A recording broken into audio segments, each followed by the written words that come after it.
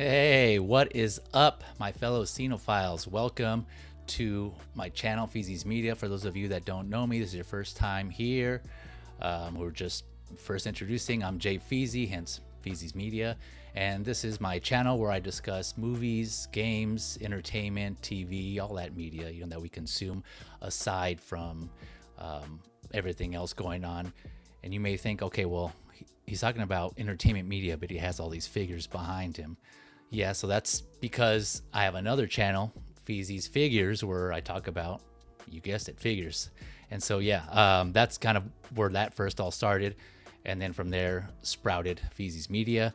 But yeah, I have a bunch of hobbies. What can I say? I think a lot of us do. A lot of us fellow collectors and fellow cinephiles, people who just love consuming media. We have multiple hobbies, and I love talking about them all. And so this is my outlet, Feezys Media, to discuss those other forms of entertainment that we all love so much, that we enjoy. This is the first episode of That One Movie.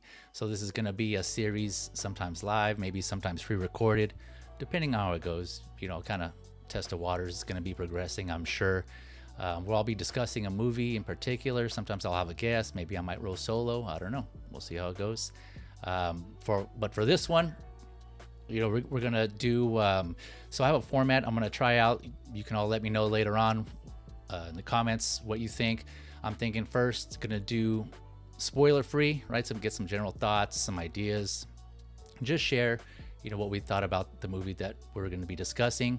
And then the later half will go in more into spoilers. So for those who just want to catch, maybe they haven't seen a movie yet that we're going to be discussing, or a show, or maybe the game, I figured we'd kind of get general thoughts for those, and then I'll put up a warning and let you all know, hey, we're going to go on spoiler territory. So just an FYI, now's your time to bounce. If you don't want to hear any spoilers or get any of that spoilery goodness. But yeah, so for this first episode, I'm not rolling solo. This time I actually have a guest with me, and let me go ahead and bring him in. This is Mr. Austin Nicholas here. There we go. How you doing, buddy? Hey, Feezy. Thanks for having me, man. Thank you so much. It's great. We met a few weeks back, had a great time, and now I get to be on your show. I feel very blessed. And something you touched on is something I'm pretty passionate about. And we kind of almost talked about it backstage, but I love movies so much. That is the reason why I collect. That is the reason why I am surrounded by everything in this room. I love these characters, these movies, these franchises so much that I just want to be surrounded by it. It just makes me happy. Yeah, man. I know. I definitely feel. Yeah. Like you said, we were talking, and we're part of that generation where we were raised by TV, right? So we were both latchkey kids, and same as you. That's where my love of collecting, and that's usually for a lot of collectors where that starts, right? It's the nostalgia. There's a lot of movies, TV shows, and games that we love, and we want some sort of representation of that. And I gotta say, I'm sure you've heard a lot, but your display, your background setup is just awesome. I'm Thanks, sure man. It's a work in progress. I have the cases, the pull off cases, the acrylic cases off of those right now, because we're rearranging and redoing all this. It's funny, right in front of me, you can't see it, but I'm redoing all of this right now too. So that's all a mess. But yeah, work in progress. I'm sure, as you know. Yeah, no, I definitely know. I definitely feel you on that one, because I'm the same way. I'm still in the progress of getting my figures situated and everything, and as they come in, right, it's just kind of it's just sometimes they catch up, and we gotta be on top of that, or else they just pile up. So exactly. I'm right there with you, man. But yeah, thank you again, like you mentioned. Thanks for joining me. We've met before. This is the first time on any of my channels, media or figures. And I know we keep missing the schedule, so I'm glad to finally get you on and talk some movies with you. In a particular, this one should be a fun one. But real quick, let me just address the chat real quick. And by the way, let me know if I'm coming in, weird audio, or maybe the video, some music's too loud or something. Just keep me honest and keep me on, and I'll try to do what I can one-man show here, so I'm running everything here in the background. But real quick, addressing the chat here, Broke on Toys, thank you for joining. Appreciate you coming through. And the movie canon is fitting for this show, for this channel. Giovanni, right? hey man. Yeah. Welcome. Thank you for joining us. And I'm sure we'll get more as we come on through.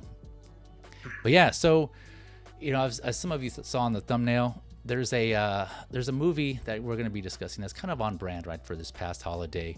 And, you know, we're going to be discussing that one movie, you know, that one Thanksgiving movie. And let me go ahead and pull it up. And nope, it's not this one. Although this one is a classic, and maybe I might talk about this one in the future. But yeah, this is, I might actually just watch this tonight. There you go. We're going to be talking about that one movie, about that one pilgrim who goes around and kills people. And we're talking about, of course, Thanksgiving. And yeah, so this was kind of came out of nowhere for me.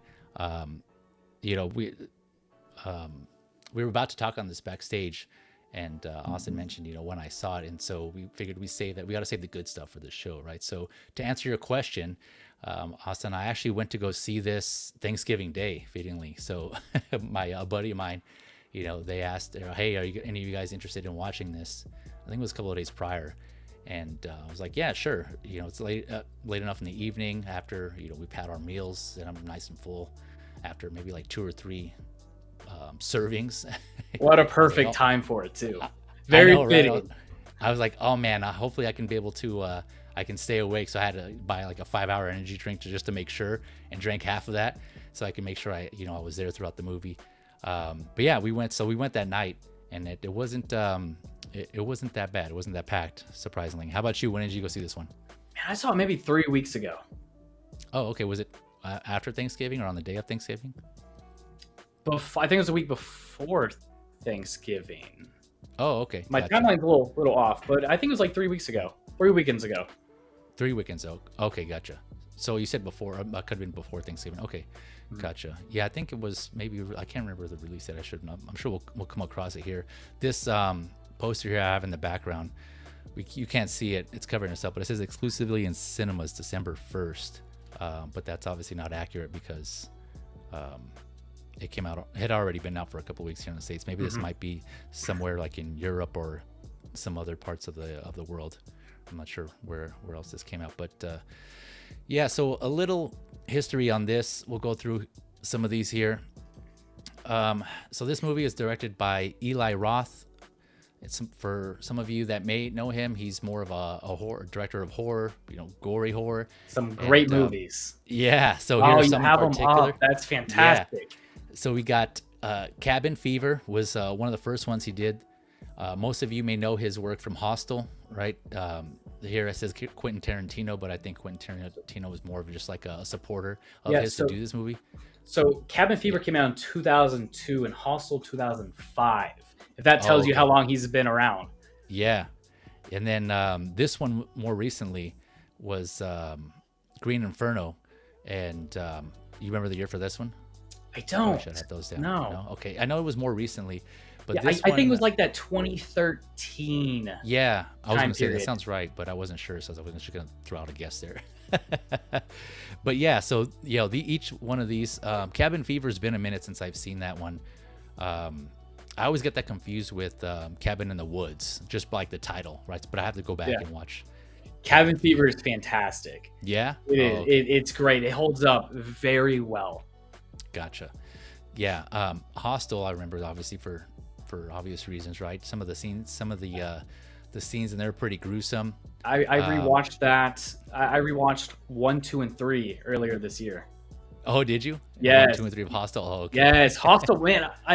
It's like a subgenre of horror. Kind of gets more into that torture-y realm that kind of turns some people off. But Hostel's a fun one.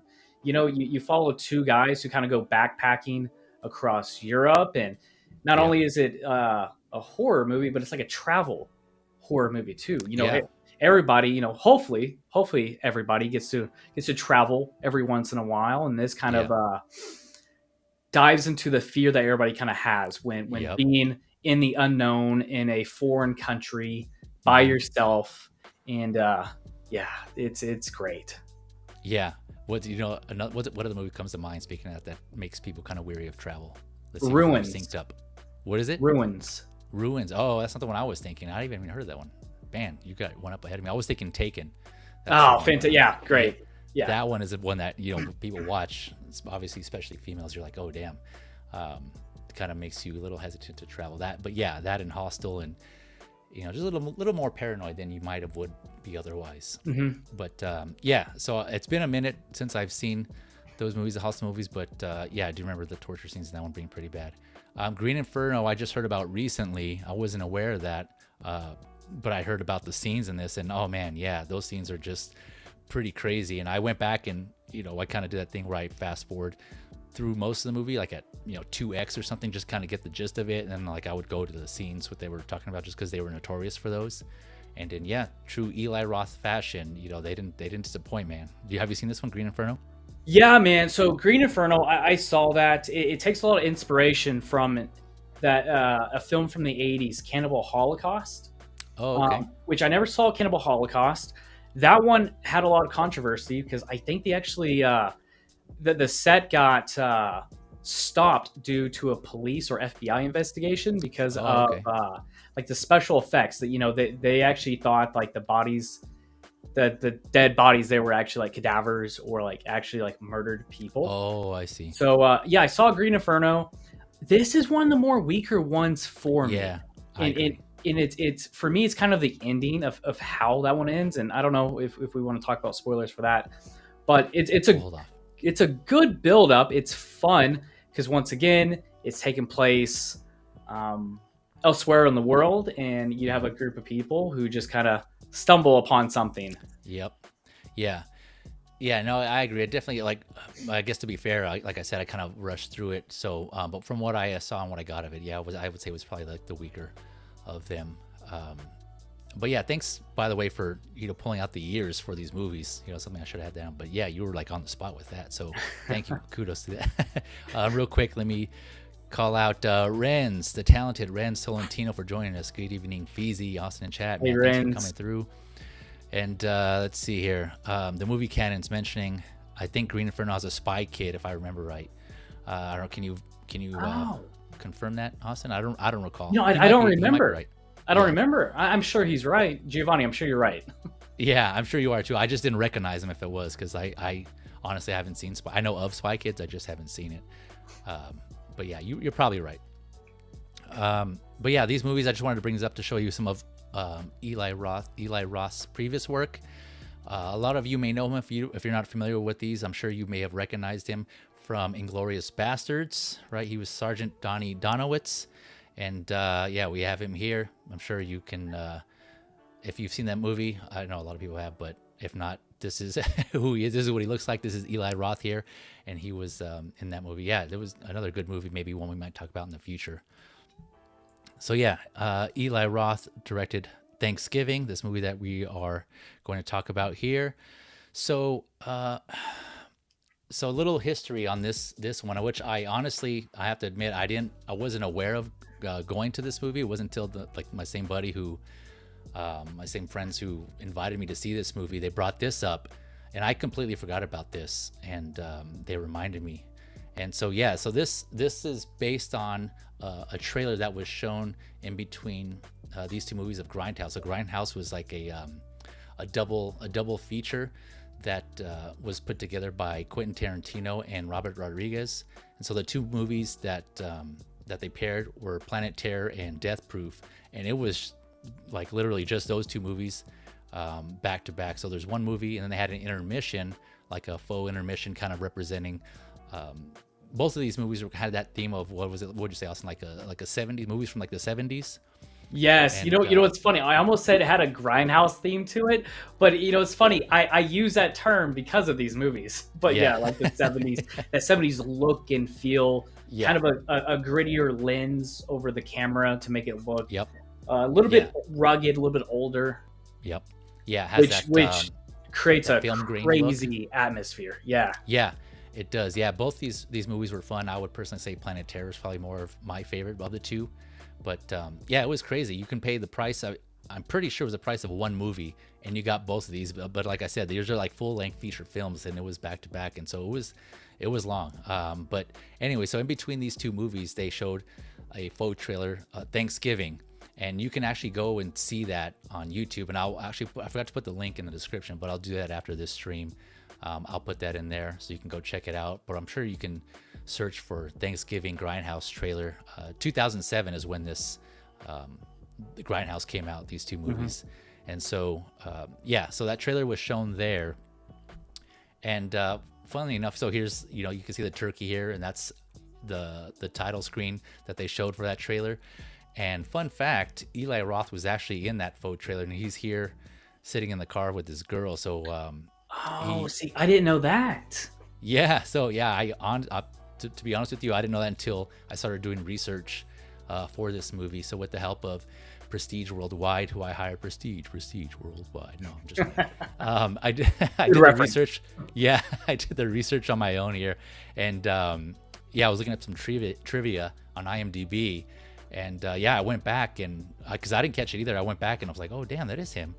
And so he appeared in the trailer here, which was kind of cool. And then again, there's some crazy stuff that goes on in this trailer, and we'll touch on later on. We'll get back to it. Did you go back and watch the trailer, Austin? I didn't. No, I didn't. No, okay. I should have. Gotcha.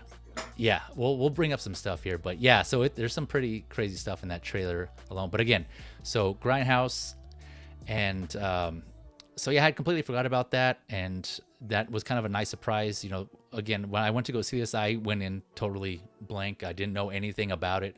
I think I vaguely remember hearing the title, the name of the movie, but I didn't know anything about this movie. Did you? When you went to go see it, were you aware at all of anything about this? No, not at all. No? Okay, gotcha. So we're in the same boat. So that was kind of a good feeling, right? You kind of go in blind, like you don't have any expectations. You're just going, and man, this was. I went in because I like Eli Roth, and not only do I just love horror movies, but I love holiday horror movies. Yeah.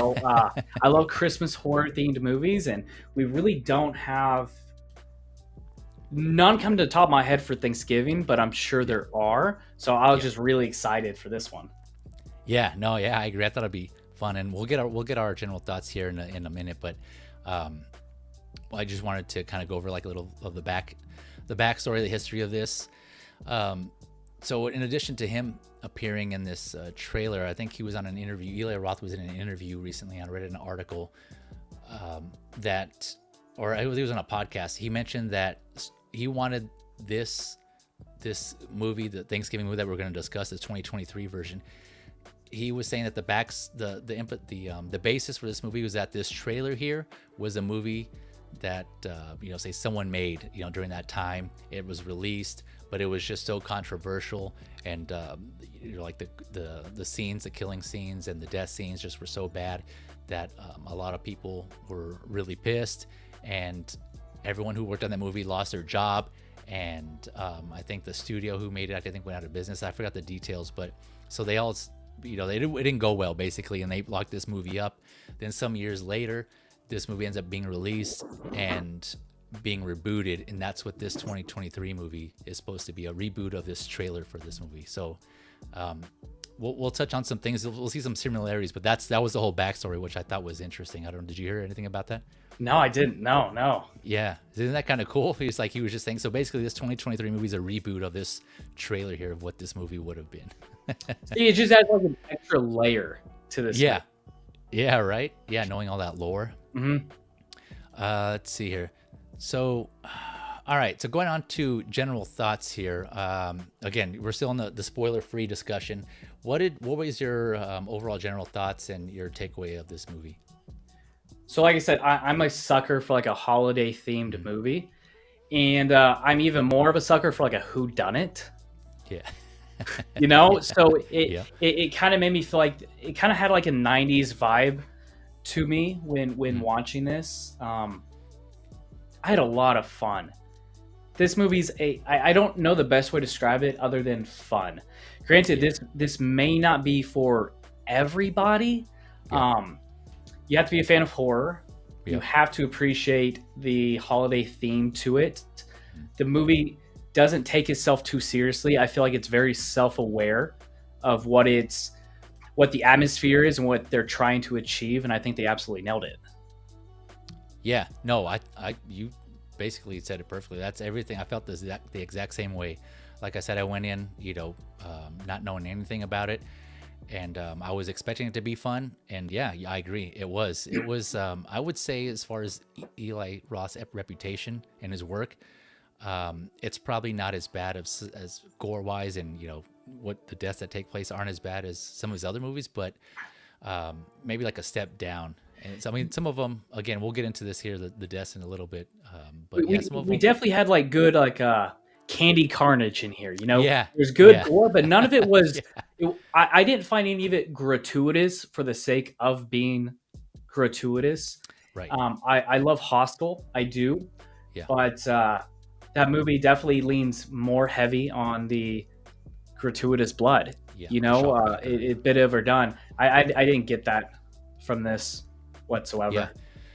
No, yeah, you're right. And go ahead. Oh, no, go on. No, I was just gonna say, yeah. As far as like the being self-aware, yeah, I totally noticed that. I totally got that, and which made it enjoyable. I like when movies do that, right? Like they embrace what they're trying to do. They're not trying to be something. And a lot of times movies that do that, they kind of end up failing, right? Like a movie that tries to be too serious and ends up not being that. It kind of just ends up being cheesy or corny. Exactly. Look, this movie is not Hereditary. No, right? It's not. Yeah. And it doesn't try to be. Yeah. With a movie like this, what, at least for me as a fan, what I'm hoping to expect is characters I don't hate, characters that I like, in very interesting kills, and an antagonist who looks cool and who has some good kills, and that's it. Like I'm pretty easy to please, especially with this subgenre of like a slasher who done it, right? Yeah. Truly, it's the atmosphere, it's likable characters, good carnage candy, and a good ending. Yep. Yeah, exactly. So yeah, for those of you who haven't seen that, that's basically what this is, right? It's just a fun slasher, carnage candy, like Austin said. I like that. Actually, I haven't heard that before. But yeah, it doesn't take itself too serious. It's I would say it's somewhat, if not predictable. We'll get into that, but yeah, it was just a good time. It's just fun. So again, like Austin said, you have to be, if you're not a horror fan, then this may not be for you. I know a lot of people. There's not too many horror fans out there, so again, another reason why Austin kind of gravitated more towards Austin, because him and I are the few collectors and also fans of horror. There's some others out there, but they're not that many, right? At least not that I've come across. Yes, it is definitely one of the smaller subgenres of movies in general. Yeah, it is. Yeah, no, yeah, you're right. It is. But yeah, so this was fun. Overall, I liked it. It was a good time. I saw it on Thanksgiving, and there were some parts where I laughed, but again, they embraced that. Man, isn't that fantastic? And I didn't mean to cut you off, but you brought up a good point too. We keep talking like horror and slasher and whatnot, but the comedic element in this, it was on point every single time for me. I know, really, not that I remember at any point did I get bored or thought any of the jokes didn't fit. All the humor landed very well with me. Yeah. No, yeah, same. And it's kind of weird because, right, there's some scenes where obviously people are dying or being killed, and but they do it in a way where you kind of chuckle and laugh because it's kind of meant. You can tell that in the fashion they're doing it and what leads up to it in the context. That they're trying to be, like you mentioned. They're not taking themselves too serious. They're having fun with it. Yeah, with a slasher whodunit. Yeah. With the title of Thanksgiving. Yeah. They're giving us what we expect. Yeah, exactly. Yeah. And again, playing off of that trailer that they showed for Grindhouse, using that as a basis. And I know that's kind of niche, and a lot of people are going to connect those dots. I didn't, obviously, when I went to go see this, but knowing that, it's like, okay, now you can kind of see how much more fun that they were having with this one. But any more thoughts on this one? In general thoughts, high level? Oh, I don't think so. No? Not high level. Definitely not without giving out any little bits of spoilers. Right. So real quick, go ahead.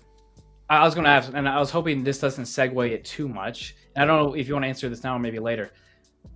Is this your favorite Eli Roth movie, or?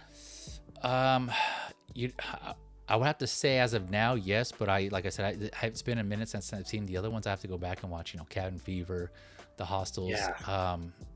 But I would say for this type of subgenre of horror, I guess what you want to call it, like, I don't want to say comedy, like comedic horror, maybe, I don't know. What would you say, like holiday horror? Or what did you call it? Yeah, I like referring it to like a holiday horror. Oh, okay. Movie. Yeah. I would say in that type of genre, yeah, I would say it's probably my favorite just because it's fun. Yeah, I don't know.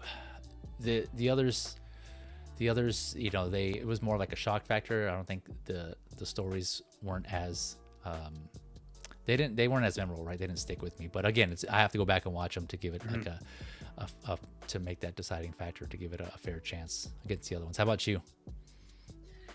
It's hard. I'm a big fan of Hostel. Yeah. But the thing is, this is going to be a yearly watch for me. Yeah. Every year now. There's some movie staples that, like Harry Potter in December for me. That's every single year without fail. Yeah. Right. And this is absolutely going to be a yearly watch. So I think the rewatchability of this, I think, is quite a bit more than his other ones for me, which lands it pretty high on my list. Man, we're just like synced up. I'm like with you right there. Yeah, I thought the same thing as soon as I was done. I was like, yeah, this is going to be probably a yearly watch for me. And I think it's going to be that case for a lot of people because, again, falls in that realm of like that fun, quote unquote, fun. And it scratches that itch, man. Yeah. Or during the Thanksgiving time, a little bit of the lull before the Christmas horror movies. Yep. Yeah, exactly right. Yeah, I'm curious to see what's going to come out for those, if anything. But yeah, real quick one on the cast. As you can see here, I pulled it up. The main two, or I should say the main one that a lot of you will recognize is Patrick Dempsey right here front and center, which again, went into this blind. I wasn't aware he was in it. Nope. And when I saw him, I was like, oh, damn, look at this Patrick Dempsey. What is he doing in there? Does he know he's in there? Mr. Good Looking himself. Yeah, it's funny. So another fun fact that I found out is that he actually wanted to be in this movie. He had reached out. Again, this is from one source that I read, so I take this with a grain of salt. I don't know if this is how accurate this is, but I had read that he reached out to, or I think his manager or his agent reached out to Eli Roth, and his manager was like, hey, Patrick Dempsey wants to be in in this movie in Thanksgiving. I think he heard about it. And Eli Roth was like, well, it would be great, but I don't think we can afford him. And I guess they worked something out and he was like, it's okay. He really wants to be in this movie. And so obviously maybe he offered him something, a good rate because he wanted to be in this movie. So I love that. I love that so much, right? Because the funny thing about that is we have a lot of actors who get their start in lower budget horror movies, right? I mean, you have Johnny Depp, and a lot of other actors who start in horror but never go back. Yeah, and for him wanting, actually seeking to be in this movie, I think that says a lot. To me, that sounds like an actor who just wants to have fun, and he's doing it for either the love of the craft or for the love of Eli. Yeah. No, yeah, I agree, and I'm sure you noticed as well as I did that he did have fun with this movie. Absolutely. Yeah, it was good. Yeah, he had some funny moments in this one. So yeah, Patrick Dempsey front and center. Also Gina Gershon, who I haven't seen. She's not in here in this front because she's not really a major character, but she is in here, and I have a picture of her that I'll pull up here later in a later slide. It might be the next one, I think, next one or two. But yeah, so I was surprised. I haven't seen her in a while. It's been a minute since I've seen her. I can't remember where, but yeah, I used to see her a lot. I think I want to say 90s, early 2000s. She was in a good amount of movies. But yeah, so I recognize her, and those were the only two, honestly. And then when I was looking up the rest of the cast on this, I didn't personally recognize anybody else, but I did find out. So Addison Rae apparently is she got her start. She's a big social media influencer / social media celebrity, mainly on TikTok. And I was not aware of this. That's the girl here on the lower left. So were you aware of that? Do you know who Addison Rae is? What? I think my buddy mentioned Addison Rae, but I didn't know who she was. Yeah. Same. Okay. Yeah. Yeah. Yeah. She has, I don't know, like 80 plus million followers on TikTok or something. And that just, for one, I'm not really on TikTok. I need to be. I heard that's where all the cool kids are. But yeah, I haven't made the jump yet. So I need to though. But yeah, so I was totally oblivious to who that was. So yeah, that was interesting. You know, she started off as a social media celebrity. Now I think she's been in a couple of films. Well, you know, I don't remember her specifically, but honestly, I had no problem with any of the acting in this.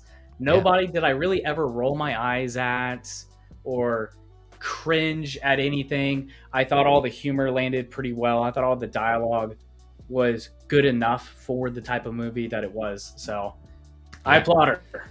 Yeah, all of them. You're right. Yep. So the consensus from at least both of us is that we enjoyed it. It was a fun movie.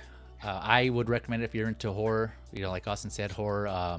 You know, a good time. It doesn't take itself too seriously. It's a good watch. So if you like those types of things, I think it's worth watching. The deaths in here they're pretty clever. They're pretty interesting, creative. But yeah, we'll go into this later. But yeah, so speaking of, this concludes our spoiler-free section. So for those of you that want to go ahead and jump out and avoid spoilers, you know, by all means, no worries. We can always come back and catch the later half of this, later part of this stream or this video afterwards to get your thoughts and let us know what you think in the comments afterwards, and you know, see if you agree with some of the things that we're going to talk about. But with that, let me go ahead and put this up. Warning, spoilers. Love it. All right. So yeah, we're going to carry on here. We're going to start getting into like certain specifics in the movie. We're going to talk about who the killer is, you know, ends up being and all that. So yeah, just an FYI. All right, here we go. So everyone who's here is going to be here. Thank you all for joining, by the way, for coming through. For those of you that are watching currently, I appreciate you for joining us and hearing our thoughts on this fun movie. Real quick, movie canon saying one of the actors who were one of the victims was an actual blood relative of John Curry. Yeah, well, I'm going to touch on that. Yep, thank you for mentioning that. We're gonna touch on that, and I'll show you who that is, which I thought, again, I just found that out recently, and I was like, whoa, that is pretty cool. I agree. Yeah, sorry, getting a little parched here from all this talking. All right, here we go. So, not the very opening of the movie, but this is one of like the major opening scenes here, which I thought was, again, right from the get-go, right? It kind of set the tone of the movie, I think, right? About, again, Austin, you pointed out it. You first pointed out that it was, you know, it doesn't take itself too serious, and you know, from this whole Black Friday sequence, you know, I kind of got that. I'm like, oh man, here we go. I kind of laughed at that when I, you know, first saw them lining up. We'll go ahead and start with what your thoughts on this whole the sequence was overall, on the series of moments. Man, I think this was a great way to start the movie. This isn't exactly the introduction of the movie, but it's right, quickly after it. I think the best thing about this is how relatable it was, especially for everybody who's done Black Friday shopping back when it was actually Black Friday. Yep. You know, and not so what it is like now. But we've all kind of been there. We've all been in those massive crowds. Everyone's kind of pushing each other. Everyone, I'm sure in the back of your head, you've seen the news of some fights breaking out and some mishaps during these times. So when you're in these crowded areas, I'm sure that's in the back of people's minds, right? And this plays off that so well. It's an exaggeration, to a fairly large degree of what we've all kind of experienced in the past, and it does it in a. It sounds very demented, but it does it in a fun way. It gives us that carnage candy right at the opening. It's kind of just like you said. It sets the tone to what's to come pretty soon off the bat. I agree, and I think from what I remember, I think there were accounts where people, you know, of course, they were trampled, and like you mentioned, you know, fights had broken out.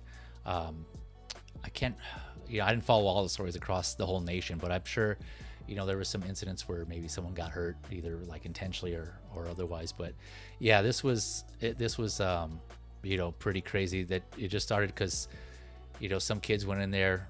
You know, they went to buy a phone. The girl who knows her, I think her dad was the manager, right? They went in there, her and her friends went in there, and other people saw them. They're like, hey, why are they in there and not us? And they started getting pissed, and one guy was just egging everyone else on. And yeah, and so they ended up just opening the doors because people were trying to like push through them, and glass was broken. And then when the very first, you remember like the very first injury, they're trying to push through this opening of the doors where the glass had broken. This guy had his neck cut on a piece of glass. And I was like, oh man, here we go. Yeah. So that started. Then someone fell and I got trampled. And yeah, like you said, they kind of, I mean, people were getting hurt, but you can tell they did it in a fun way. It was just kind of like satire, right? This whole situation about consumerism and just how people get or how they can get. And it was just crazy, man. There's just a couple of people that they focused on during the sequence that you kind of show, like just how inconsiderate and just like what jerks they can be. And so so let me go on to, so you kind of nailed something too. And I thought of this during the movie, and you nailed it around the top of you nailed it, and I completely forgot about it. There's a big motif throughout this movie, and it's consumerism. Yeah. And we see it take place here, where people are so obsessed and so narrow-minded of getting that new toy, where they are comfortable and okay with people getting hurt, and people are seeing people on the ground bleeding out, and yet they're still trying to check out regardless of what's going on around them, just so they can get that shiny new toy. It's definitely a spin on consumerism, so good point. Yeah, and it's funny, that shiny new toy in this instance, I think it seemed like what people were trying to get, and that the manager emphasized, was a toaster, right? There was like the first 1,000 like customers get a free toaster, and he was like, don't worry, you'll get your damn toasters or something like that. And they were all trying to rush and get that toaster, and they were just like vicious. And it was pretty brutal, but it was And you have a great picture on here, the picture above right, Mart, where the guy, the kid standing up on the register, filming it all, and this sets the pendulum for the rest of the movie of him filming what's going on. Yep, exactly. Yeah, I was gonna touch on that also. That just that's a big theme there too. Public awareness and social media. But real quick, before we go on to the next slide, let me address the chat real quick. We got Shut Up James. Hey-o. Thanks for joining, James. Appreciate you coming through. Shout out to James. James is a dear friend of mine. Awesome. He's a big horror fan as well. He has an amazing YouTube channel. I got to do a live stream back with him a few weeks ago. He's very consistent. He's a great guy, big movie buff as well. So lots of love for him. Awesome. Well, glad to have you here, James. Thanks for joining and watching us and hearing our thoughts on this one. Good to have you here. Appreciate you coming through.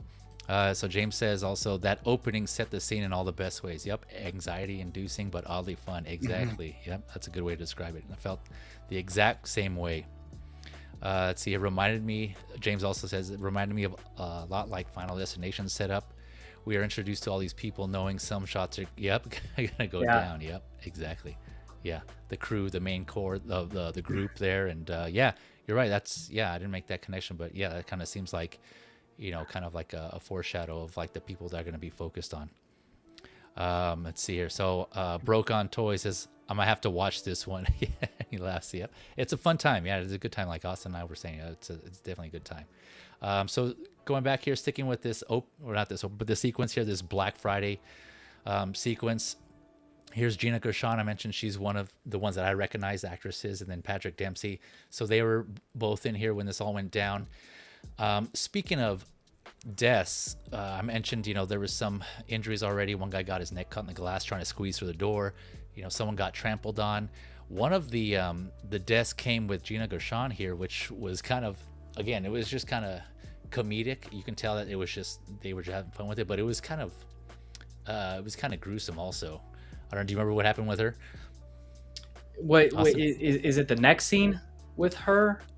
No, this is where she got her. I think she was pushed or she fell, and then someone hit her in the head with the shopping cart. She was on the floor. What it was. Yeah, and people were just still trying to get all their stuff, their product, and someone just rammed her in the front of the head with a shopping cart.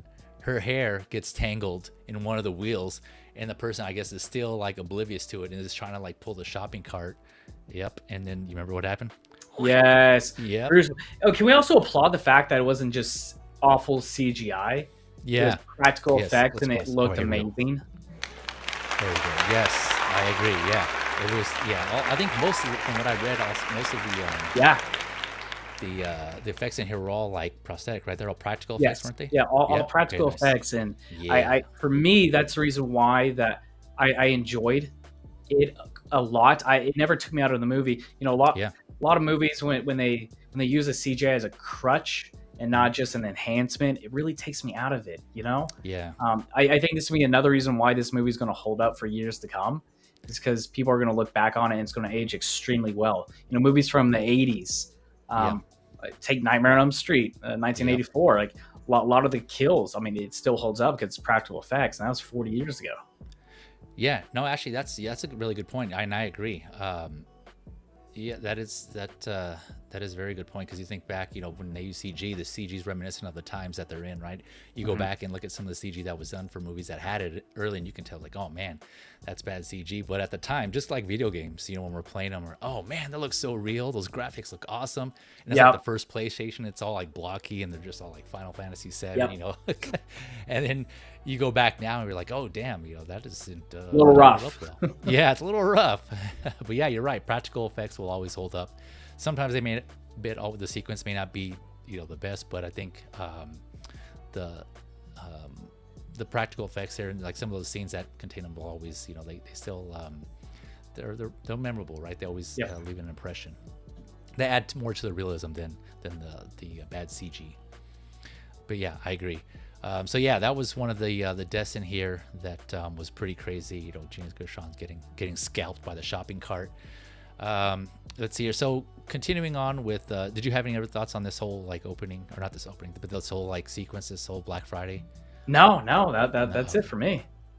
Another also fun fact that I learned is that I guess Eli Roth and Gina Gershon are also friends, and she had reached out to him.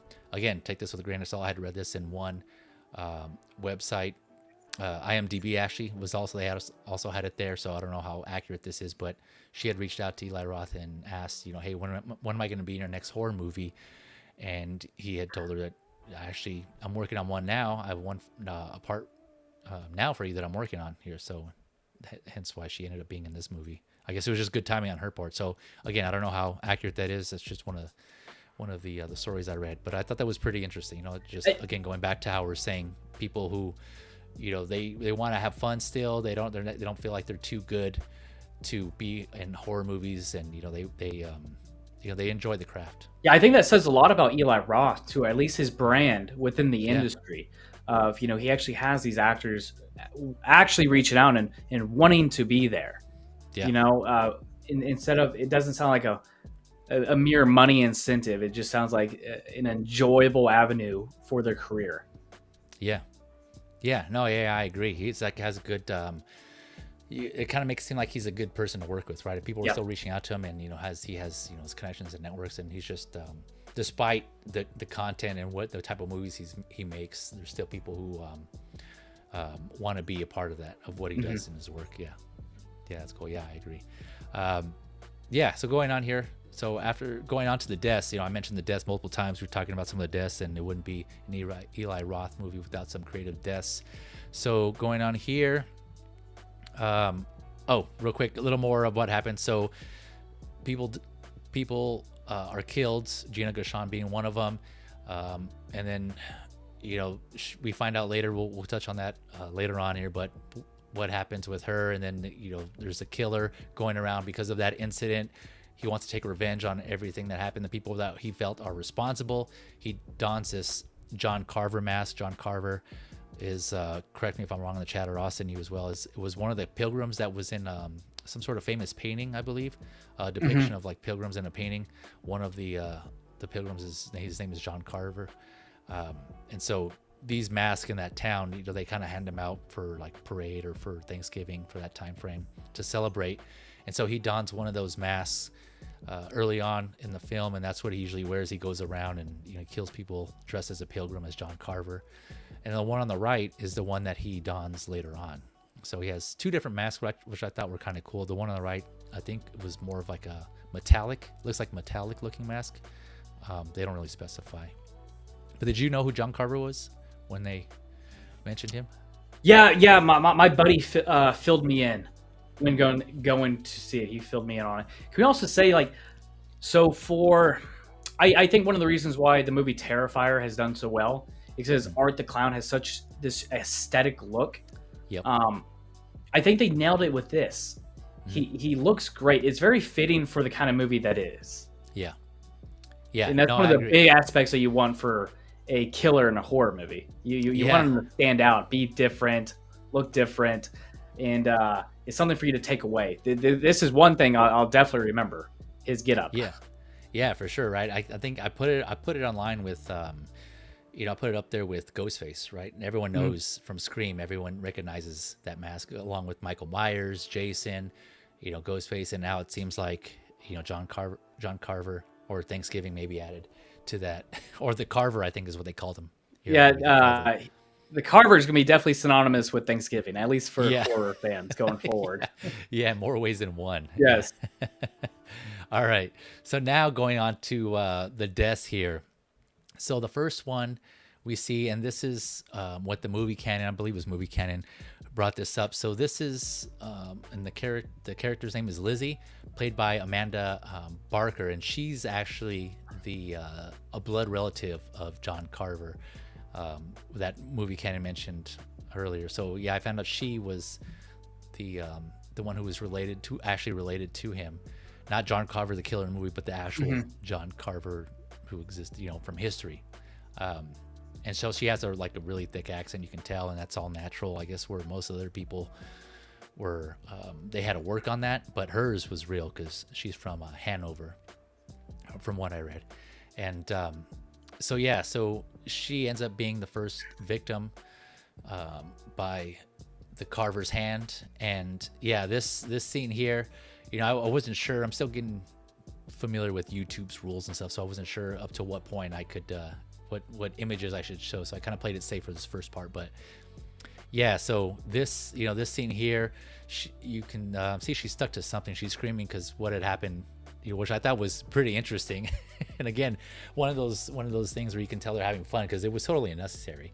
But the killer grabs her, dunks her in a sink full of water, and he goes and throws her head against this the inside of her freezer door, so it sticks to it, and so the whole side of her face is just frozen stuck to this to the door. What were your thoughts on that when you saw this one? Oh, it's a bloody good time. Yeah. Good opening kill for Carver in this. Yeah. Yeah, and so I mean, again, in true Eli Roth fashion, she's trying to pull away from that because obviously she's trying to get away, so she's over here stretching, kind of doing the whole stretch skin thing. I'm trying to think of what else I saw something like that in. Yeah, I think of the top of my head, but yeah, she was just trying to pull away. I think she does end up getting off of that, but yeah, so half her face is all messed up, and you kind of do one of those cringe moves, at least I did, just from watching it. But again, it was totally unnecessary, right? He didn't have to do that. But yeah, so she gets away, and she, she's running, and do you remember how she died? How she actually ended up dying? How he killed her? No, okay, so you have to fill me in because I remember this scene. She pulls away, she pushes him away, and then she runs outside. Yeah, right. And so he gets in the car. Yep, because she's trying to get to the car. He starts it. He chases her down, and then she runs into the dumpster. The dumpster, yeah. And this was kind of interesting too. She runs into the dumpster, so her body's halfway in it and halfway out. He drives the car into the dumpster, and the lid just shuts on her and cuts her in half. And so I'm man, those garbage, those dumpster lids are pretty sharp. It was just funny. I don't know. Industrial strength. That's what it is. Yeah, industrial strength metal lids. Yeah, only the best, top grade. Yeah, for their restaurant, they had to, right? They had to go all out. And yeah, and so yeah, it was just kind of from at that point you can be okay, you kind of, if the other stuff in the the sequence in the Black Friday sequence didn't kind of give you an idea. The great thing, so the Black Friday sequence sets up the tone for the movie. Yeah. What we're in to expect, and then this first kill with Carver Now we know what to expect with him in his brutality, what he's going to do. There's absolutely no mercy. He's going to kill you in whatever way he deems necessary at that time. When he didn't drown her, he didn't get to kill her when she was stuck against that door. She got away, and once again, he made do with what's around him and crushed her with the dumpster. So we know that the killer's not going to stop. Yeah, no, you're right. That sets the that kind of gives you an idea of what the style of the killer and how he kills people. And you're right. That's just from then on you kind of see, okay, he likes to kind of seems like he's gonna play with his victims a little bit. Yeah, he didn't just use a hammer. He didn't just use a little knife. He tried killing her in multiple different ways and chose one that actually ended up doing the job. Yeah, right. No, you're right. Speaking of the water, when I he dumped her in the water. I thought that's how he's gonna kill her. I'm like, oh, okay, interesting. He's just pretty straightforward, just grab her and drown her. But no, he gets her, and as soon as I see him put her against the freezer door, I'm like, oh man, here we go. Real quick, let me go back to the chat here. We got Reverse Zio in the chat in the house. What is up, fellas? Our friend. What's up, Carlos? Yep. Thanks for joining us, man. Appreciate you coming through. So we got him movie canon going back and forth. Appreciate you guys coming through. So we're just talking about the deaths right now. We're in the spoiler discussions, as you can see there in the bottom. We're doing the spoiler talks now. So another thing, again, going back, you'll recognize this, Austin, when you go and watch the trailer. But after I watched the 2007 Grindhouse trailer, I recognize that there are some scenes, there's some similar scenes that they actually carried out to this one. And again, I guess because the lore, this is supposed to be a reboot of that trailer, of that movie. And so, again, wasn't sure how much to show here, but this cheerleader scene is one of them. And for you, those of you that don't know, you'll see what I'm talking about. But there's a reason why she's doing the splits like this on a trampoline. And again, I'll put the link to the that trailer in the description afterwards. But if you want to take a look at it now, you can. But so this is an interesting one. This was in that original trailer. She's jumping. She's getting undressed because she's showing off for her boyfriend. John Carver, or the Carver, I should say, takes the boyfriend out without her seeing. Snaps his neck. Then, again, in unnecessary fashion, just because he goes underneath the trampoline, sticks a knife through, and she's jumping on it. I'm sure as splits, and you can guess what happened there. I don't know. Did you? That again totally caught me off guard. What about you, Austin? No, him stabbing her from underneath. Yeah, I wasn't expecting that. I knew she was going to ultimately die. I didn't expect her to get away. I just didn't quite know how, which kind of makes him fun, right? Yeah. I'm a big fan of like Friday the 13th, right? A lot of slashers, and a lot of them have a like signature weapon or whatnot. Not all times do they use it, but there's like a signature weapon. But with this guy, you just don't know what to expect. So going into every single kill, my mind starts trying like, what's going to happen? How is this going to get done? What creative, gory way is this going to happen? And sure enough, and it again, it's just knife up. Yeah, and it's just like you was talking about Jason. Friday the 13th reminded me also, it's kind of one of the tropes in those movies, right? There's always like a death where a blade comes from underneath the mattress while they're, couples having sex, or like they're getting it on, they're getting frisky, then something like the blade comes up. So again, it follows a similar tradition, right, of the horror movies. It's one of the tropes of the horror movies, having fun with it. This was kind of one of the ones that would make you go, oh, where people are just kind of, shouting in the theaters, do that cringe move. Another similarity I found between the trailer and this movie was this whole parade and this sequence here with the guy in the Thanksgiving, the turkey costume. So the picture here on the left, that's from the original trailer, the 2007, the Grindhouse trailer. And the one on the right here is the one that actually took place in the movie. And it was, again, wasn't expecting that, how he came, because again, I didn't go back and watch the trailer until after the movie. And what were your thoughts on this one, on this death of this turkey guy there? Awesome. So my favorite part about this entire thing was we have a killer who did all this out in the open, in daylight, surrounded by everybody and cops. Yeah. This doesn't happen too often. So this was a Right. pretty big standout scene. Yeah.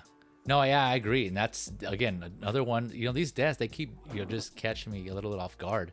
And yeah, he just shows up because, other people started putting on the John Carver mask to make you think, kind of, up to this point, you have an idea who the killer is. But there's still some potentials. And so a lot of people were putting on the John Carver mask. And at this point, you kind of feel like, oh man, are they going to show who the killer is, or is he going to reveal himself? Is he going to actually kill somebody during this parade in broad daylight? And then, yeah, sure enough, he goes through and just takes off this this guy's in this costume's head, just like in the trailer. And I was like, oh man, yeah, you're right, he just did it. And he doesn't stop there, so it was kind of crazy. He just kept going. And yeah, you're right. That's one of that's rarely done in horror movies where things happen in broad daylight. Yeah. So yeah, not only does he kill him, he takes it a bit. He takes it a bit further. He ends up, what was it, tranquilizing? Yep. Some of them, they passed out. He puts them in a cop car. Yeah. And then drives off. And all this happens in the daylight with cops around, obviously because he stole a cop car. Yeah. And then with a crowd of everybody running, and all this happened. So this is a killer who absolutely has no regard to his own safety, her own safety. Yeah, and he wasn't wearing the Carver mask for this, right? Remind me, do you remember? I don't think he was. That's why they didn't really. I don't remember. Yeah, I think he was wearing. Let me know in the chat now. It's been a couple of weeks since, but yeah, I think he was wearing another mask. So that's why they weren't able to detect him. They were looking for somebody in the Carver mask, but he had some intelligence. He switched it up, and yeah, you're right. He just went up. People in the car, the people that he was after, he went through and just tranquilized all of them in one shot, like boom, boom, boom, all of them. And I was like, oh man, he's just straight up, in broad daylight. So that was kind of crazy. It was kind of interesting, and added, it was like a nice touch for something we haven't seen in horror movies, like you mentioned, Austin. Going through here, sticking with some of the deaths. Another one, this top right one, that kind of shows you, gives you an idea. And if you're thinking, oh man, she's on a platter with some vegetables around her. Yep, she is. She does, in fact. She does get cooked, and that was crazy. At first you kind of think that she's gonna get away. Well, I thought so, right? She was tied up, because then she starts waking up, and she gets freed, and you're like, oh man, she's actually gonna escape. And he was like, nope. There's like a whole chase sequence, that chasing, and that goes down within the house. And she gets caught. Do you remember what happens? Where she ends up being? Yeah. So she runs to the house, and this entire scene is one of those you're holding your breath, kind of thinking or hoping that she may get away, but in the back of your head, you know that she's not. Yeah, and then she's stuffed in that, what is it, industrial grade oven? Yeah. Because I'll tell you this: every Thanksgiving Day, you need a turkey. Yeah, you need a turkey. You do. You can't have Thanksgiving without the turkey, right? And then she does, in fact, end up becoming the turkey. I'm talking about like legit, like literally a turkey. The Carver, he was actually, dressing her, and he was like basting her. I think he was like putting oil on her. And again, unnecessary, but it was just fun. It was just fun. He's like, why is he doing that? He's not with a horror movie called Thanksgiving. Yeah, I mean, know, right? This is the case. Yeah, he put on the parsley, the basil. I don't know if he actually did, but yeah, it was just funny. He was like, cutting up vegetables and cutting up her. Yeah, and cutting up her. Yeah, carved the turkey. Yep. Yeah, and so they kind of draw out this. You mentioned they put her in an industrial oven, a huge one. She fits in there, and they kind of draw that sequence out to make you, at least for me, they make you think that she could end up getting away again, or something's gonna happen. But nope, she's just there, and she's cooking the whole time.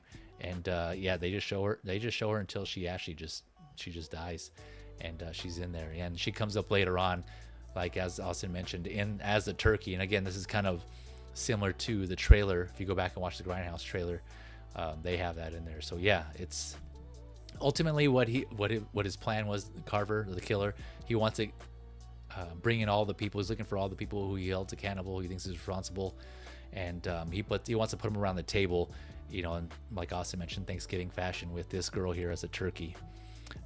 Another death that was kind of surprising, and that was kind of fun, quote unquote, as fun as you can get with Candy Carnage, as Austin put it, was this one here on the bottom left. Yeah, that one was kind of surprising. Again, it was kind of interesting. I wasn't sure what they were going to do, because these two characters, they're going to rush to save their friend, who they realize is she's at home, and then they realize the Carver's there with her, and they rush to save her. And so they approach her. John Carver has her. She's being hostage, and they're trying to talk. I think one of them has a gun. The guy here on the left, he has a gun. And kind of a little foreshadow. He got a gun, and they mention the guy who sold it to him mentions, make sure you keep the safety on. And so, when I heard that, I'm like, oh man, watch that might come up later somehow, because he emphasizes it, right? So he kind of figure something's gonna happen. That comes up in this scene, and the Carver's just standing there with their friend. There's a table saw there in place, like circular saw that's stationary. He turns it on, and before these characters here, her friends, can get to the Carver ends up throwing her onto the table saw, and that was kind of trippy. What were your thoughts on that death? It was a fun one. What's funny to me? What's more of a standout for me in this is how unnecessary yet oddly fitting the fact that her dad was like this Russian mob guy. It never explains it. Never explains it. Yeah. But he was like some Russian mob dude. Yeah. It was so unnecessary, yet it felt so fitting for this movie. Like there would be this standout character's family like this. Yeah. Was he a politician, or was he some sort of mob guy? Oh, I have no idea. I thought it was like a mob guy, right, yeah. due to the really thick accent. Just immediately, as soon as something bad happened, Miami, we're getting out of here. And there was like was there a guard downstairs, or was that the dad? No, yeah, there was. I think there was the dad and a guard. I believe. Yeah, exactly. So I took it mob. Maybe that's awful. Maybe that's awful presumptuous of me. No, it's all right. Hey, you might be right. I have to go back and watch that. But no, you're right. I forgot about that. I forgot about the dad, and I can't remember what he was, but yeah, he was like a bigger guy too, right? Like, I can see why you thought he was probably in the mob, because he was like a bigger, muscular guy. Scary, really thick accent. Drove like extremely nice Range Rover. Yeah, and he just got tranquilized, right? Mm-hmm. I think Carver just tranquilized him. Or did he kill him? Yeah, I can't remember. I just, you feel like, because again, you feel like she's safe. The girl he ends up killing, and but also before she met her death, he like Corn on the Cob. Yeah, that's right. At the end, he stabbed her through the ears. Yeah, like that. Yeah, and that's how they saw him, right? That's how her friends here saw him. Yeah, she was FaceTiming the two in the picture. They were driving in the car. As she was FaceTiming, you see Carver go up behind her, stab her in the ear, like Corn on the Cob, like Thanksgiving, and then sure enough, that's the reason. That's what took him to the house. Yeah, can you imagine, man? I'm pretty sure that, because they were already on the way, I think, to her, I believe, and she comes with, that was brutal too. Like, oh man, kind of just like, James here was saying, he's like, that death was brutal. Yeah, just starting with that moment where Carver comes up, like you said, puts those corn on the cob spike steak things. Yeah, like the corn husk thing. I don't know. The awful thing about her death, hers wasn't just a straight death either. It's just like we said, he intentionally injures her. and lets her crawl away. Yeah, like the waitress from the beginning. Yeah, kind of just like toying with her, right? And so it was kind of interesting when they showed up, and he was just, he just was holding her, like, seemed like he was holding her hostage. Maybe he was waiting for them to get there. I'm sure he knew that she was FaceTiming them, right? And she was talking, so he was waiting for them to get there, maybe so they can see her death. And it was Carver just throws him on the saw, and it's just kind of a nice touch, I think, in the death, because she goes, like, I think what any of us would do, right? We would go and try to stop ourselves after the Carver threw her, the girl that he had, their friend. I'm blanking on her name, sorry. But she goes to, like, stop herself. She puts her hand on the saw, and of course, like, the saw takes her fingers off, right? And so she loses her balance, and then she falls on top of the saw, and she's just there. And the friends are just like panicking. They're trying to go help, but they're just like, oh damn. And she's just getting killed. Yeah, this scene was brutal. It was One thing I just popped in my head that I mentioned earlier. These deaths, we mentioned they're not. I wouldn't say like hostile level. I would also kind of say for those you mentioned Terrifier earlier, and I was gonna point out that those even then those that was somewhat of a fun movie also, but a fun horror movie. But the deaths in there, I would say those are like a step above these. Those are even more extreme and but I would say compared to the Terrifier 2, the deaths in this one I think were just like a step down. I don't know. Yeah. Compared to Terrifier 2, these are tame. I think they're more creative. Yeah, they're more creative and fun. Definitely more tame on the Carnage Candy portion of it. Yeah, and James brought up another good point here too. He says, I loved how every set piece in the movie was utilized to its fullest potential. Yeah, I agree. Again, in this scene here with these characters and, where the girl gets cut up in the saw, you can see behind them there's like a tarp. And the reason that saw was there is because it looked like they were doing construction in the house. And there was something going on. And so, again, going back to the waitress, he utilizes the freezer door and the water. And, there's the dumpster, the trampolines we mentioned. Let's see, what else did we touch on? This with the house and the construction work. So that's a good point. Yeah, he did utilize the so I wonder what came first. I wonder if they had the when they were writing this, if they came up with the deaths first and then put the set pieces in, or just kind of put the set pieces in, like, okay, we have this, how can we do these how can the carver kill the people in this set piece? But that I don't know, what do you think? What do you think came first? I don't know. It's like the chicken or the egg, but James. Right? Yeah. Yeah. Great catch on that. I love that. You're absolutely right. Yeah, that is a good point. He kind of James kind of carries on and says here exposition, and then we get a long suspenseful sequence, and then a crazy death. Yep, every single set piece goes through every single one. Yeah. So yeah, overall the deaths in here, like we mentioned, they were pretty. As deaths go, they were fun. Again, it's just like a fun slasher type of thing. They had fun with it, not as extreme as like Hostel or Terrifier. I know we kind of repeated that a few times, but yeah, I think it was just like the consensus from. And then the friends I went to go see it with, they thought the same as well. It was just a fun overall, a fun movie for the horror fans, I should say. All right, so now here, there's a lot of people that they. As usual, the whodunit. Austin mentioned the whodunit. Typical slasher movie, who's the killer type of thing. And, I mentioned earlier, you kind of have an idea of who it is. But again, me and my friends that I went with during the movie, maybe about 3/4 halfway along, we were like, okay, who do you think it is? It can't be this person, right? Because this is kind of obvious.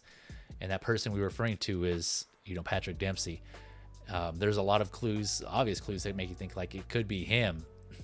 And and then sure enough, it's revealed later on that it was him. And his motive was because the girl Jenna Gashan in the beginning of the Black Friday sequence, the one that got scalped. I guess they had a fling, even though she was married. Is that right? She was married to another guy, right? And so so I guess they were. It's implied they were having an affair, or she was going to leave her husband she was currently with at the time to go with Patrick Dempsey, and it turns out that she ended up being pregnant. She was pregnant, when she died, and so of course he just lost it. He was pissed. He was aware of the pregnancy, and so that was his whole motivation. He was just really pissed. I mean, just understandable to be angry. So yeah, that was the whole reason why he went on a rampage and was taking everybody. I have a confession, Feezy. Go. Confess. I didn't know it was him. No? Oh, okay. When it was unveiled. Well, so towards the end, yeah. Because you catch on to it extremely quickly once he picks her up, right? And they're alone. You pick up on that. It took me quite a while. It probably took me longer than most people to figure out it was him, though. Okay. No worries, man. So what I'm curious to hear, who do you think the killer was in by that time? So I initially thought it was the new boyfriend. I forget his name. The new boyfriend of the main actress? Yes. Okay. I thought it was him, and I thought like the older boyfriend, the with the golden arm, the one with the longer hair. Oh I yeah, thought yeah, I yeah, thought he was the red herring that yeah. oh Yep, he left and now he's back. I thought he was the red herring. yep, Granted, it was way too obvious, right? yeah, Way too obvious. I thought it yep, was the new boyfriend. That, but looking back and during the movie, yeah, it was too obvious that they were pushing it for him as well. So I should yep, have known it was the cop. I should have known it was yeah. the sheriff. It took me too No, long though. no, it's all good, man. It's all good. Yeah, there was just that. You're right. They did a good job of throwing some other red herrings in there. People you might think, um, you that it could be, um, but yeah, no. For me, sorry, I didn't make you. I didn't mean to make you feel bad. I said Oh obvious. no, not It's at it's not all. obvious I had so much to fun with everybody. this movie regardless. I think it's even better that it took me a bit longer. Yeah, no, that is always good, right? Because that kind of if it keeps you, it makes you if it keeps you guessing all the way to the end, and it's doing a good job. And so yeah, I wish I kind of had that during this movie, and I was totally surprised. But yeah, when I was honestly I was disappointed because of how obvious it was. So I was like, oh, so it was him. And so I kind of had to tell myself like, okay, think back. The overall theme of this movie is just having fun. Like we keep mentioning, it was just having fun, and it was just a trope. Some of the things they played on to typical horror movies. So I don't know. So for me, honestly, like because it was obvious for me, I was a little disappointed. But it sounds like you didn't have that same effect because you didn't know it was him, so you were actually surprised. So that Correct, was correct. okay. Yeah. Gotcha. Nice. Okay. Yeah. Yeah. So let me know in the comments if who else. I'm curious. I probably just like maybe sound like a douche because I'm like, oh yeah, it's obvious, but maybe. Oh no, not at all. There's a lot, probably. I do think it is going to be very obvious. I think I am in the minority who it took them quite a bit longer, and then the reveal, I was like, it was him. Yeah. Dang it. So it was good for me, but I guarantee I'm in the minority. Gotcha. Well, no, I'm curious now. Let me know in the comments for those of you that seen this, if you realized who the killer was before they revealed who it was. Yeah, I'm just curious to see what the consensus is on that one. But yeah, so there's a couple of things you touched on, Austin, that I forgot to mention. I guess because they weren't really that memorable. They didn't leave that much of an impression. But yeah, one of the boyfriends in the beginning, he was this great. He was going to be like a great pitcher, right? It looks like he was playing baseball during that whole Black Friday sequence. He got his arm crushed, and so they set that up for him to potentially be the killer.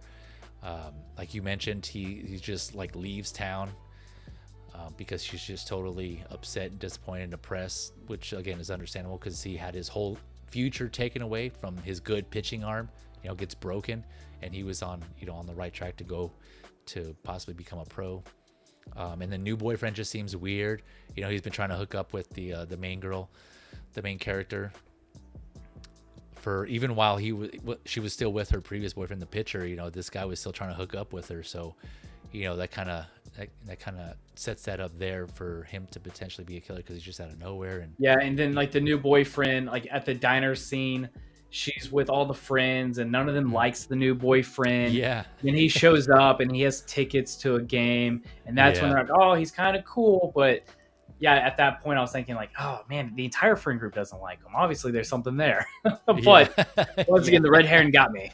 Yeah. Yeah, there's something going on with that one. So towards the end, the ending sequence here, when there's the reveal that he's Patrick Dempsey's the killer, the sheriff, and the Nell is the actress, the main actress. She's trying to get away from him, and there's like another whole chase sequence that's going on throughout this warehouse. It's going in and out of a couple of different buildings, I think. And the ex-boyfriend comes back to kind of help her, to save her, and he's with her. And so yeah, they're going through, and there's a couple of interesting things that go on there. Usage of Thanksgiving Day parade balloons in there, and yeah, so there's this big explosion, and they feel like they kill him. There's that whole build up, that whole tension, that sequence. And what was her catchphrase? She says something right before she causes that explosion. Oh, she did. I don't remember it though. Yeah. I know. That kind of shows how memorable it was for us. But yeah, it was. She said her typical catchphrase, right? That the the hero, the main character, usually says before they kill the killer. And this big explosion. Cops come the next day. They're investigating, or like they come soon after, and they're investigating. And of course, body's missing. Right? They can't find the body, and that leaves it open. I'm like, oh, well, of course they can't find the body, and he's gone. So that potentially leaves it up for a sequel. And speaking of, this came out on Eli Roth himself, the real Eli Roth, posted this on Instagram, and he actually did confirm. So this is a snapshot from his Instagram. He did a video that Thanksgiving 2 is a go, so it's already confirmed, and they are actually going to make another one, and then most likely because it made a good amount of money. So the budget for this, from what I read, was $15 million. It made $30 million globally, so already double there. Was that 30 million opening? I think that was. Good question. On that last I read, it was 30 million. So Okay. I don't know. Yeah, I don't. So, yeah, I'll have to clarify that. Go ahead. I got a question for you then. Yep. I know with sequels, people get very touchy on some things. A lot of people they don't want any more sequels to Halloween. They don't want any more sequels to this movie or that movie. Or people think sequels take away from the novelty or brilliance of the first movie. Mm-hmm. Now I don't know your take. I'm a content whore, so I like gimme. So for this, I'm excited for Thanksgiving too. I'm very excited for the sequel. So I didn't know where you fell in the realm of sequels, or leaving the one and done exactly the way it is, the just one and done. No, yeah, I agree. Again, probably broken record, but this was fun, and I kind of see this as being as the next Scream, right? Where those movies, again, they kind of followed like the typical, which was kind of interesting. I saw the latest Scream movie. Was it Scream 6? I think it was Scream 6, 7. Yeah, and so it's just kind of, I'm still amazed at how they can still kind of, bring something new to the table each time and follow, keep up with not traditional, but like the horror scene, the horror themes for that time, for the generation. It's so funny you say that, because with Scream 6, I like Scream 6 more than like 4 and 5. And for me, what I thought the brilliance of that movie was they kept the entire essence of the franchise, and yet brought a lot of good creativity in a new atmosphere that I feel like it hasn't had in quite a while. So I felt reinvigorated with that sequel. So I'm curious to see what they can bring to this one.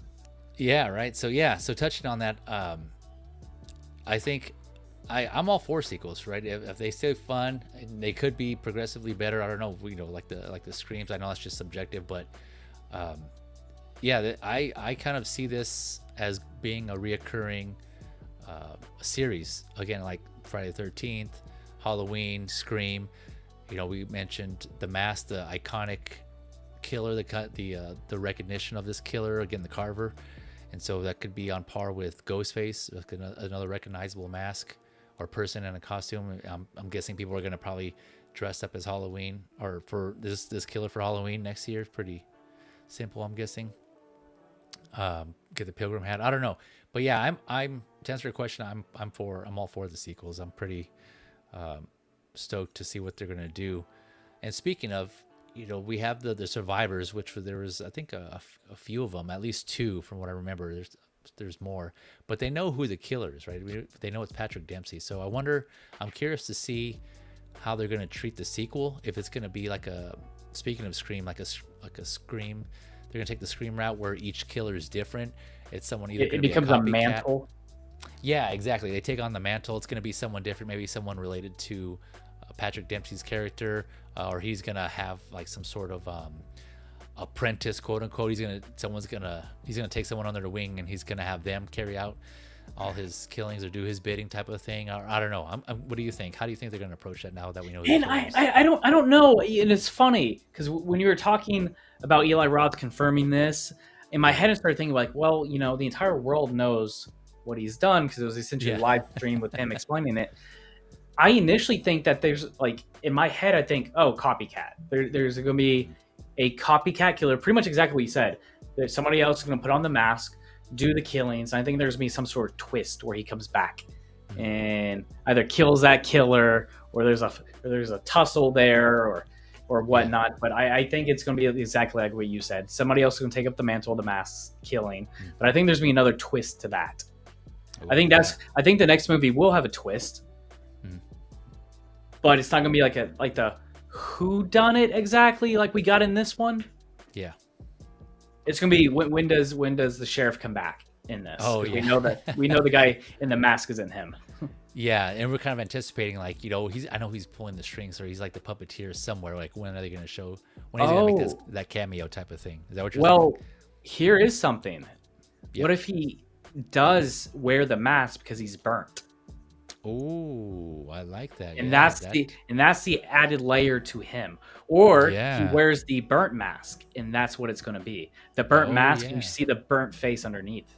Yeah, that's a good point. Yeah, and then when they actually reveal him and who it is, we'll probably already know. But when they actually reveal his face, that's a good point. It'll probably be like maybe like what, Phantom of the Opera type of thing, where like half his face is disfigured or something. Yeah, that's a good point. Oh, I like that one. I can see that. But do you still think he'll go around doing it himself, or he'll have someone else doing it for him, but he'll just be like the mastermind?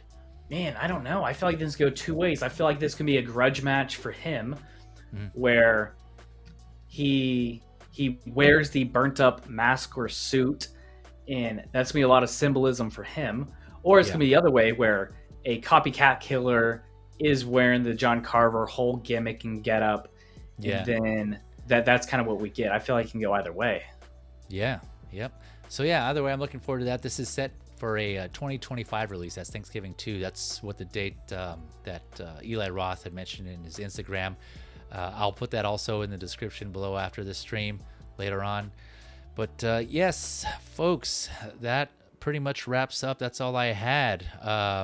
That was our thoughts. We were sharing our discussions on that movie. Austin, do you have anything else you want to mention on the movie, or anything you want to talk about? That was all I had. No, that's all I have. But okay, I do have a quick question for you, right? Yes, sir. We both love movies. We both also collect action figures, right? I don't know about your collection, but I have quite a few like horror characters in here in my collection. Would you buy a John Carver action figure? Ooh, that is a good question, because I don't know if you saw that NECA just put up their figures. No, I didn't. Yeah, I was thinking about putting some slides in here of those, but so they have their typical 7-inch scale figures, the Carver, and they have like a cloth good ones. I think it's a little bit bigger, and I saw those, and I'm kind of tempted. So I don't know yet, to tell you the truth. If I were to get I don't know. I say this now because I was gonna say if I were to get a figure, I think it would have to probably be like a smaller scale. But if they came out with a 1/6 scale, the Carver, I don't know, depending on how it looked, I might be tempted. I don't know. What are your thoughts? Would you get one? Yeah, I think so, because especially in the 6 scale world, horror characters are fairly limited. They're not in abundance like Star Wars. Like, I have like 60 plus Star Wars Hot Toys, right? You don't get that with like horror characters. So I think if like Trick or Treat Studios, which I'm only mentioning them, they're not the best, but they do mainly horror characters, and they give us a lot of 6 scale characters, which is fantastic. If they were to do one, I think I'd be interested, especially since like Trick or Treat Studios, their price tag on 6 scale horror characters is reasonable. Granted, reasonable is up to debate for anybody else, but usually like that 120 to 160. This is a fairly simple figure, though. I would assume it's on the lower end of that spectrum. So I think for that, I think I would. I think it'd be fun. Fun in the collection. Yeah, no, I get you. Yeah, I need to build up my horror 1/6 scale collection. I have most of the figures I have are 1/12 or 1/10 scale. I'm still taking some of the ones I have down behind me here on this top shelf. This D12, I had my horror figures, and I'm still slowly taking them down. I have to pack these up. But yeah, I had them there. I gotta put in my my holiday themed figures, smaller scale figures. It's funny you say holiday themed. After this, I have to finish setting up the lighting and whatnot, but I also have a bunch of 6 scale Santa hats. Nice. That I'm using. Yes. Yeah. Yeah. I bought a pack of 6 myself, and I gotta go and put some on some of my figures as well. It looks like you could like bought a whole case though there.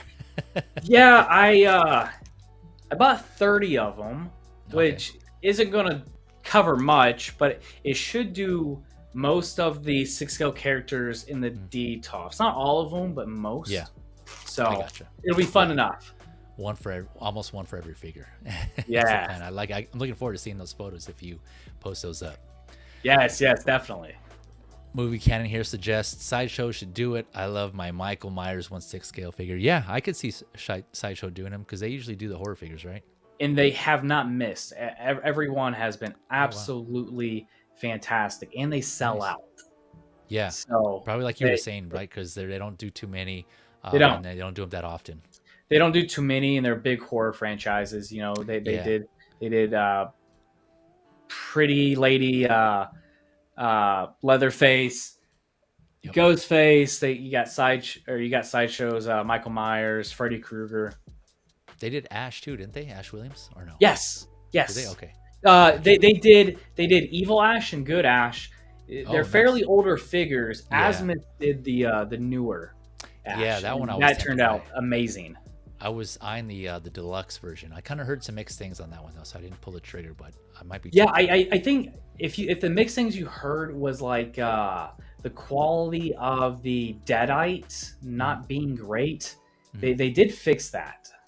Okay, nice. Okay, they did fix it on the later batches, not the first one. I gotcha.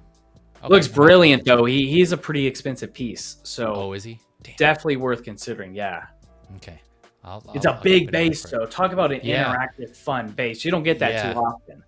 Yeah, that looks awesome. That's one of the reasons why I wanted to pull the trigger on that. So I don't know. You kind of are making me go back and look again. Go and look at see what's out there. I don't know. I'll keep an eye out. But yeah, so that was Thanksgiving.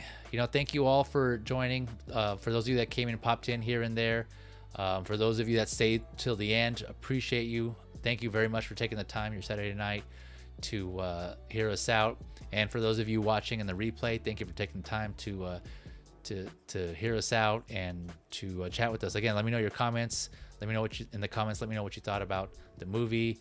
If you knew who the figure was, and just any other general thoughts that you had about the movie.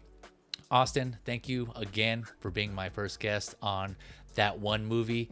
This is going to be recurrent streams. Hopefully we'll get you on in a future episode to talk some other movies. And we're both fellow cinephiles, so you're always welcome back anytime you're available.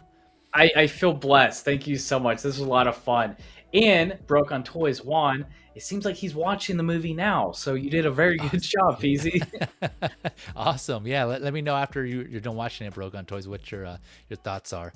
But yeah, so you can catch Austin Nichols in the social media. I'll put the links to his to his social media content in the description below after this stream.